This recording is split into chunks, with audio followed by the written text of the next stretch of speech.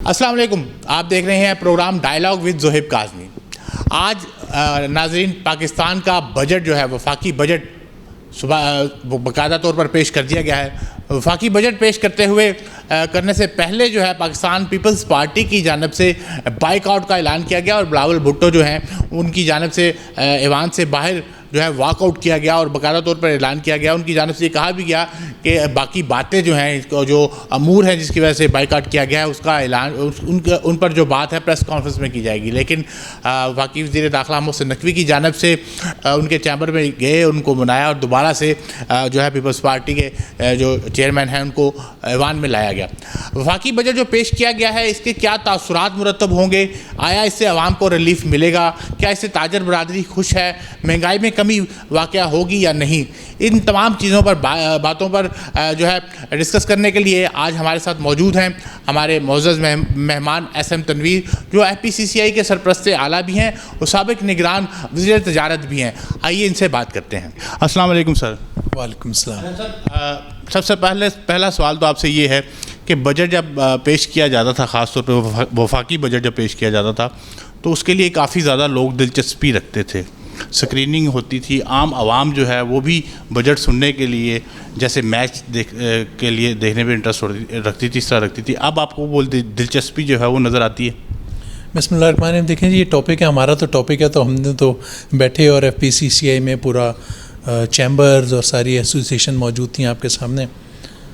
मगर मुझे बड़ा अफसोस हुआ बजट देख के। हमारा फाइनेंस मिनिस्टर तो हमारे मुल्क का फाइनेंस मिनिस्टर है, प्राइम मिनिस्टर हमारे मुल्क का प्राइम मिनिस्टर है। जिस तरह से बदतमीज़ी, जिस तरह से हल्ला गुल्ला हो रहा था वहाँ पर, जिस तरह से पेपर फाड़ फाड़ के फेंके जा रहे थे, देखिए सारी दुनिया इसको देखती है। हमने क्या दुनिया को मैसेज दे रहे हैं? मैं समझता हूँ ये बिल्कुल नहीं होना चाहिए, इसको मैं कंडेम करता हूँ। हाँ, अच्छाई बुराई हमारा काम है, अच्छाई को अप्रिशिएट करेंगे, बुराई को भी बोलेंगे कि बुराई है, बट जो दुनिया देख रही है उसके सामने मजाक ना बनाएं।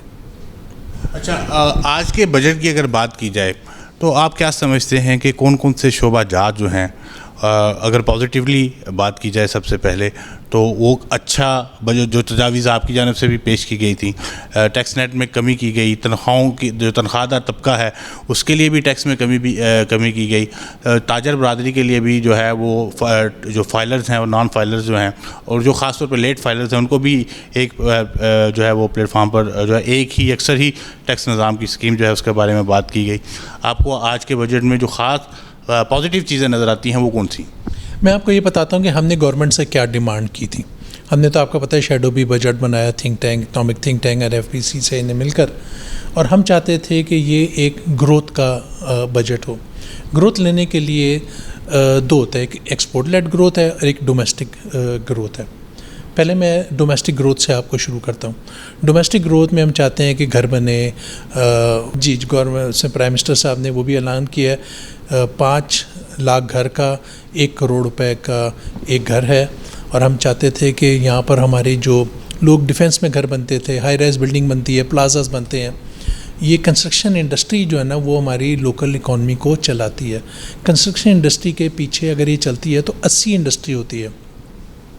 कोई बल्ब बनाने वाली है, कोई फर्नीचर बनाने छोटी इंडस्ट्री खास तौर पे जैसे हमारे फैसलाबाद, गुजरांवाला में छोटी भी हैं, बड़ी भी है। इसमें सीमेंट की भी इंडस्ट्री होगी, इसमें स्टील की भी इंडस्ट्री होगी। तो छोटी बड़ी ये सारी 80 इंडस्ट्री है जो उसके साथ चलती है। तो इसको मैं अप्रिशिएट करूँगा जो गवर्नमेंट ने 236C 236K को रिड्यूस किया है, 7E को एबॉलिश किया है, लेट फाइलर कैटेगरी को ख़त्म किया है। साथ ही गवर्नमेंट ने कहा है जो पहला घर बनाएगा उसको बिल्कुल टैक्स नहीं लगेगा।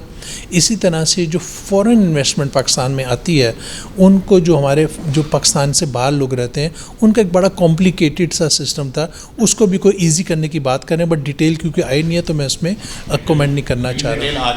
ऑफ कोर्स वो तो ठीक है ना, आज तो बजट स्पीच है तो उसकी आएगी। तो मैं इसको बहुत अप्रिशिएट कर रहा हूँ कि ये गवर्नमेंट ने अच्छा फ़ैसला किया। बजट में जो सरकारी तनख्वाहों की अगर बात की जाए, तनख्वाहदार तबका काफ़ी ज़्यादा जो है वो टैक्स देता था, उसकी शरह में भी कमी की गई।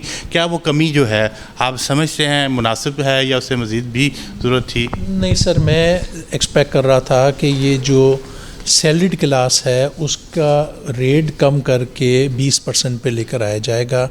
वो इस वक्त 35% है। 35 से 35 से 3 से 5% को रिड्यूस किया गया कि उसमें डिफरेंट स्लैब्स बने हुए हैं, बट मैं उसमें ड्रास्टिकली देखें वो इतनी बड़ी अमाउंट नहीं है, बट वो सैलरीड क्लास बिल्कुल पिस गया है। आगे हालात ख़राब है, महंगाई इतनी हो रही है, उसको बिल्कुल भी नहीं लगना चाहिए था। तो मैं चाहता हूँ कि वो गलत हुआ है, गवर्नमेंट को ज़्यादा काम करना चाहिए था। अब मैं आज से एक्सपोर्ट लेड ग्रोथ की बात करता हूँ। एक्सपोर्टर्स पे गवर्नमेंट ने सुपर टैक्स ख़त्म कर दिया है। एक्सपोर्टर पे गवर्नमेंट ने जो टर्नओवर टैक्स था 2% से 1.25% कर दिया। ये एक अच्छी खबर है एक्सपोर्टर्स के लिए। अच्छी खबर है, मगर देखिए जब तक एक्सपोर्टर हमारा रीजनली कॉम्पिटिटिव नहीं होगा, क्योंकि जब आपने अपना माल बेचना है, लेट्स से आपने यूएसए में जाके बेचना है, तो आपके मुकाबले में इंडिया भी खड़ा हुआ है, चाइना भी खड़ा हुआ है, बांग्लादेश, वियतनाम, श्रीलंका। तो वो प्रोडक्ट जब तक रीजनली कॉम्पिटिटिव नहीं होंगे, अगर उनके मुल्क में इंटरेस्ट रेट 4 से 5% है, मेरे मुल्क में 11% है, अगर उनके मुल्क में 6 से 7 सेंट की बिजली है, मेरे मुल्क में 12.5 सेंट की बिजली है, कम्पीट करना होगा उनसे, तो हम कर नहीं सकते। तो मुझे ये चीज़ नज़र नहीं आई। जैसे मैं डोमेस्टिक इकॉनमी को अप्रिशिएट कर रहा हूँ, मैं एक्सपोर्ट लेड ग्रोथ में मुझे कोई बहुत बड़ा फ़र्क नज़र नहीं आया। मैं नहीं समझता था कि 3 साल से $30 बिलियन से ज़्यादा हमारी एक्सपोर्ट नहीं बढ़ रही। गवर्नमेंट ने भी कोई 32 बिलियन का टारगेट किया, जो कि इसमें मुझे मज़ा नहीं आया। मैं एक्सपेक्ट कर रहा था कि हम 3-4 साल में $80 बिलियन की एक्सपोर्ट पे जाएंगे। तजावीज़ जो पेश की गई थी उसमें कितने % आपकी डिमांड थी? देखिए हमने कहा था कि जो एक्सपोर्ट लास्ट ईयर से बढ़ाएगा उसको 10% DLTL की मद में दिया जाए। वो मुझे कहीं नज़र में नहीं आया। हमने कहा था कि बिजली को फौरी तौर पर ड्रास्टिकली कम किया जाए, मुझे ऐसा सच नज़र नहीं आया। अब गवर्नमेंट कल परसों और डिटेल आएगी तो मैं बात कर सकूँगा, बट अभी ऐसा सच मुझे कोई बहुत बड़ा उसमें फ़र्क नज़र नहीं आया। ये बताइएगा कि बजट जब आता है तो महंगाई के लिए ख़ास तौर पर कहा जाए कि महंगाई की तनासब की शरह में जो है कमी आएगी, लेकिन साथ साथ पेट्रोल की लेवी की अगर बात की जाए तो बहुत बड़ी एक अमाउंट जो है तकरीबन 1500 अरब जो है 15.2 जो ट्रिलियन रुपीज़ हैं वो इकट्ठा करने की हदफ जो है वो दिया गया है। इससे आप क्या देखते हैं आगे कौन कौन सी अशिया जो हैं वो महंगी होंगी और क्या आवाम पे असर होगा? देखिए गवर्नमेंट ने 2 तरीके से कलेक्ट करते हैं, एक FBR टैक्स कलेक्शन होती है और नॉन टैक्स रेवेन्यू होता है। जो FBR टैक्स कलेक्शन है वो 12970 बिलियन का लास्ट ईयर का टारगेट था। इस साल उन्होंने कोई चेंज नहीं किया, उसको एज इट इज़ ही रखा है। बट जो नॉन टैक्स रेवेन्यू है, जो आप लेवी की बात कर रहे हैं, वो उन्होंने लास्ट ईयर 3500 बिलियन था, उसको 4845 बिलियन कर दिया, यानी कि 1345 बिलियन बढ़ा दी है। जब ये लेवियाँ बढ़ा देते हैं तो इसमें सारी बात है, उसकी वजह से महंगाई आएगी। अगर आप गैस की प्राइस में बढ़ा देंगे, बाकी ऑयल की, पेट्रोल की प्राइस में बढ़ा देंगे तो महंगाई आएगी। महंगाई आएगी तो हमारी वायबिलिटी फिर ख़त्म हो जाएगी, वायबिलिटी ख़त्म होगी तो फिर एक्सपोर्ट नहीं होगी। मुस्तकबिल में इस बजट से जो ये लेवी के तहत जो हदफ दिया गया इससे हर चीज़, क्योंकि पेट्रोल महंगा होना बेसिक है हर दुकानदार के पास, और हर जो शॉप की ख़ास तौर पे जो छोटे दुकानदार हैं जो रिटेल का काम करते हैं उनके पास तो ये उज़र होता है कि जी पेट्रोल की कीमतें बढ़ने की वजह से प्राइसेस जो है वो इंक्रीज़ हुई हैं। देखिए ये जितना हो रहा है, देखिए प्राइस, पेट्रोल की प्राइस गवर्नमेंट के कंट्रोल में नहीं है। एक दुनिया का, अल्लाह ताला करे कि इस जंग से हमारी लेवी है ये, बट ये लेवी ख़त्म करें, टैक्सेस ख़त्म करें। जब हमारे को पता है कि प्राइस बढ़ रही है तो ये क्यों नहीं ख़त्म हो रही? इसको फौरी तौर पे ख़त्म कर देना चाहिए। आम आदमी को आप रिलीफ नहीं दोगे तो वो कैसे ज़िंदा रहेगा? इस वक्त तो ऐसे ऐसे लोग मेरे पास आते हैं, उनके आंसू निकल आते हैं। इस वक्त उनका गुजारा नहीं हो रहा, 45,000 में गुजारा खर्चा पूरा नहीं हो रहा। उसके लिए हमारे को ऐसा बजट लाना चाहिए जिस पे एम्प्लॉयमेंट जनरेट हो जाए, जिसमें जॉब क्रिएशन हो। उसके लिए गवर्नमेंट को चाहिए कि हमें 10 साल इंडस्ट्रियल पॉलिसी दें, हमारे को 10 साल एक्सपोर्ट की पॉलिसी दें। कि गवर्नमेंट अब चाहती क्या है, 3 साल जितना नुकसान हो गया, अब कोई क्यों फैक्ट्री लगाएगा? और आपको पता है कि 5 मिलियन बच्चा हर साल इस मुल्क में आ रहा है। हम कहते हैं कि यूथ है, यूथ, ये मुझे लगता है कि ये तो बॉम्ब है। ये इतनी ख़तरनाक बात है कि वो यंग जवान बच्चों को अगर आप जॉब अपॉर्चुनिटीज़ नहीं देंगे तो क्या करेगा? इंडस्ट्रीज नहीं बनेगी, कारोबार नहीं शुरू होंगे, फैक्ट्रियाँ नहीं बनेंगी तो फिर जॉब। देखिए जी, अभी मैं कहीं पढ़ रहा था कि हमारी जिस वक्त 31% स्टंटेड ग्रोथ है, जो बच्चे पैदा हो रहे हैं वो पूरी तरीके से उसकी माँ खुराक से नहीं खा सक रही। तो फिर कि हम क्या कौम को देने जा रहे हैं, किस तरफ हम जा रहे हैं?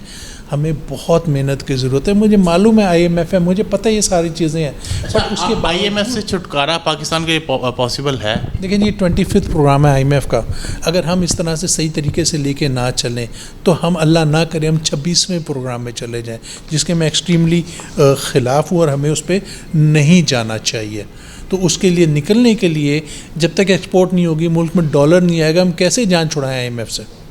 और अभी आप समझते हैं कि अब हुकूमत को कौन सी ऐसी पॉलिसीज़ है, क्योंकि आपके दर्जनों के करीब ऐसी तजावीज़ थी जिनको नज़रअंदाज किया गया, आपकी प्रेस कॉन्फ्रेंस में भी जो है वो जिक्र किया गया था। तो अब बेसिकली जो इम्पोर्टेंट हैं, जो आप समझते हैं कि 5 से 6 या कुछ ऐसा फिगर है जिस पर हुकूमत को नजर सानी जो है वो करनी चाहिए, या जो प्री बजट में भी इसको शामिल किया जा सकता है? लेकिन जी कॉर्पोरेट टैक्स में कोई कमी नहीं अनाउंस की, टर्नओवर टैक्स, मिनिमम टैक्स, इसमें मुझे कोई चीज़ नज़र में जी उसमें मुझे कुछ नज़र में नहीं आया। हाँ कुछ चीज़ें हैं जो सुपर टैक्स है, जो कि SMEs के लिए गवर्नमेंट ने 15 करोड़ से 50 करोड़ की इनकम वालों पे ख़त्म कर दिया हुआ है। उस पर 1% to 7.5% टैक्स था जो गवर्नमेंट ने ख़त्म कर दिया हुआ है, और 50 करोड़ से ऊपर वालों पे जो 10% था सुपर टैक्स उसको 8% कर दिया, और एक्सपोर्टर पे नील कर दिया। कुछ गवर्नमेंट ने और अच्छाइयाँ की हैं, क्रेडिट कार्ड लोग बाहर जाके स्पेंड करते थे, उस पर 5% टैक्स था, उसको रिड्यूस करके 0.5 कर दिया। उसमें होता क्या था, लोग खर्चा तो करते थे, वो पैसे 2 नंबर तरीके से पैसे बाहर जाते थे, वो ख़त्म हो जाएगा, ऑफिशियल हमारा मुल्क का पैसा चलेगा। तो फाइनेंस मिनिस्टर ने एक उस पर अच्छी बात की है। सैलरीड क्लास में आपसे बता चुका हूँ, बिज़नेस क्लास की ट्रैवलिंग के ऊपर बहुत ज़्यादा टैक्स था, वो भी गवर्नमेंट ने ख़त्म कर दिया। आखिरी सवाल, एक स्कीम मुतारफ़ करवाएगी हुकूमत की जानिब से ताजर बरादरी के लिए 20 करोड़ की इनकम वाले के लिए एक मुख्तस कर दी गई रकम कि आप इतना टैक्स दें और ये एनफ है। आप इस स्कीम से मुतमईन हैं? जबकि तनख्वाहदार तबके की जो आपने बात की वो तो बड़ा चीख चला रहा है कि एक 20 करोड़ की आमदन वाला जो शख्स है वो सिर्फ कम एक अदना चीज़ ना होने के बराबर रकम जो है वो अदा करके टैक्स स्टेट में आ रहा है, जबकि हमसे 32% टैक्स वसूल किया जा रहा है। नहीं, ये दो डिफरेंट बातें हैं, उसको हम मिक्स नहीं करते। ये जो इस स्कीम को मैंने अप्रिशिएट किया और बहुत ज़्यादा अप्रिशिएट, देखें आज तक दुकानदार तबका टैक्स नेट में आया ही नहीं है, तो अब इन्होंने मिलकर उनके साथ किया कि जिसके बाहर वो तख्ती एक लगी हुई होगी वो मिनिमम 25,000 रुपये टैक्स दे दे, और 20 करोड़ तक जितनी भी सेल करता है वो खुद डिक्लेयर कर दे और 1% टैक्स दे दे। एटलीस्ट वो टैक्स नेट में आ गया। बट टैक्स नेट में लाने के बाद अगर उसको भी बार बार हम स्कीम चेंज कर देंगे तो उन लोगों का कॉन्फिडेंस बहाल नहीं होगा। ट्रस्ट लेवल मेंटेन करें, उसको मत तंग करें, उनको काम करने दें। साहब ने बोला तो है कि अगर टैक्स नेट में आता है तो कोई भी बिहार को उनकी दुकान में दाखिल नहीं होगा। बिलाल कैनी ने बहुत अच्छी बात की है, मैंने बिलाल कैनी को अप्रिशिएट किया है, मैंने फाइनेंस मिनिस्टर को अप्रिशिएट किया इसके ऊपर। ये बहुत अच्छी स्कीम है, ऐसे होना चाहिए। और सर आखिर में एक आपसे सवाल करूँगा कि ख़वातीन के लिए कोई बजट में जो है वो कोई स्कीम मुतारफ़ नहीं करवाएगी, इसको नज़रअंदाज किया गया, इसके बारे में आप क्या कहें? जी, हमारी वो लेडी वाइस प्रेसिडेंट हैं और वो भी नीचे अपनी नाराज़गी का इज़हार कर रही थी कि लेडीज़ के हवाले से कुछ भी नहीं आया, वो आना चाहिए था। बहुत बहुत शुक्रिया जी। बिल्कुल असम तनवीर साहब जो हैं इनका बिल्कुल यही कहना है कि जो टैक्स नेट है ओवरऑल अगर बात की जाए तो काफ़ी ज़्यादा तजावीज़ ऐसी थी जो इनकी जानिब से पेश की गई, जो हुकूमत की जानिब से नज़रअंदाज जो हैं वो की गई, लेकिन उम्मीद की जाती है कि हुकूमत जो है आइंदा आने वाले प्री बजट में जो है इनकी तजावीज़ को लाजमी जो है वो देखेंगे।